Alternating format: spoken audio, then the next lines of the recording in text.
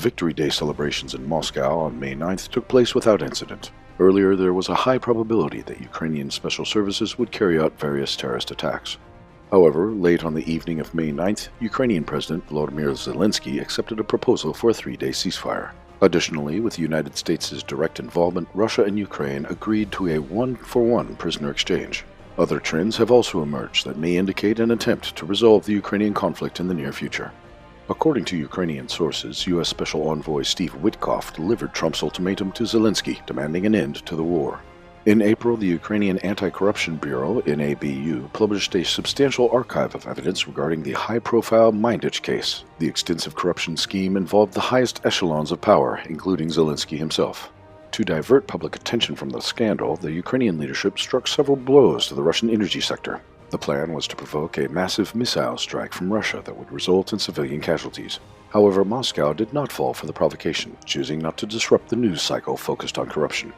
The NABU is widely considered to be an independent body created with decisive involvement from the United States. Through NABU, Washington is pressuring Kiev to negotiate. If Zelenskyy refuses to negotiate, the U.S. will release a substantial amount of compromising material on the entire Kiev leadership.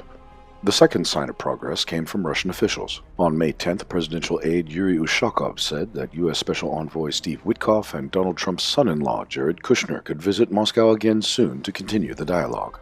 Sooner or later, and I think quite soon, our colleagues Witkoff and Kushner will come to Moscow and we will continue our dialogue with them, he stated.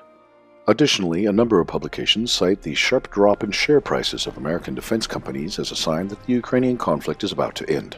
The market for these stocks was initially overheated. Even before the U.S. strikes on Iran began, major investors accurately predicted the outcome and bought up the shares, driving their prices up. Now a market correction has occurred, which also signals the end of a war, but not in Ukraine, rather in Iran. Nevertheless, public statements about the end of the war in Ukraine are once again dominating the news. This is an extremely positive sign.